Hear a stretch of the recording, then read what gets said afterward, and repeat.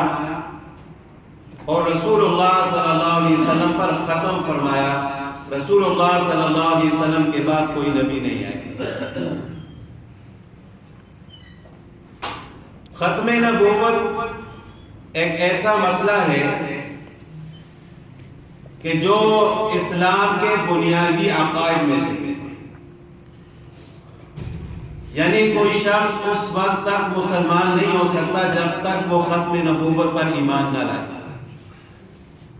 اور قرآن پاک کی تقریباً 100 آیات جن میں اللہ تعالیٰ نے رسول اللہ صلی اللہ علیہ وسلم کو خاتم النبیین فرمایا، اور کئی احادیث ہیں جس میں رسول اللہ صلی اللہ علیہ وسلم نے خود فرمایا ہے کہ انا خاتم النبیین لا نبی بعدی، کہ میں خاتم النبیین ہوں، میرے بعد کوئی نبی نہیں. ختم نبوت پر پہلی آیت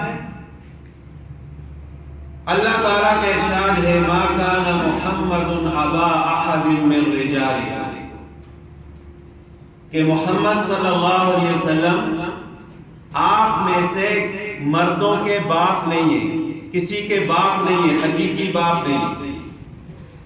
ولیکن رسول اللہ، لیکن اللہ تعالیٰ کے رسول، وخاتم النبیین، اور خاتم النبیین یعنی تمام نبیوں میں سب سے آخر میں آنے والے. اس آیت کا شان نزول اس طرح ہے کہ عرب میں اسلام سے پہلے جو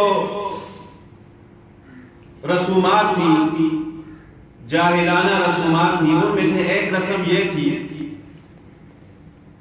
کہ وہ کسی کے بچے کو اپنی پرورش میں لے لیتے اور اس کو اپنا حقیقی بیٹا سمجھتے تھے. آج کل بھی ایسا ہوتا ہے،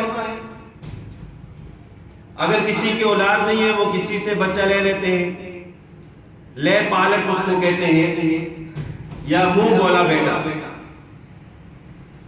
تو وہ اس کی پرورش کر کے اس کو حقیقی بیٹا سمجھتے تھے.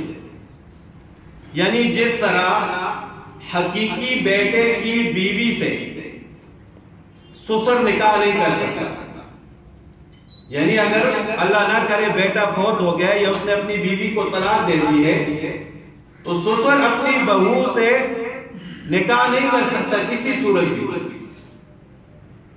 جس طرح باپ بیٹی سے نہیں کر سکتا، اسی طرح سسر بہو سے نہیں کر سکتا.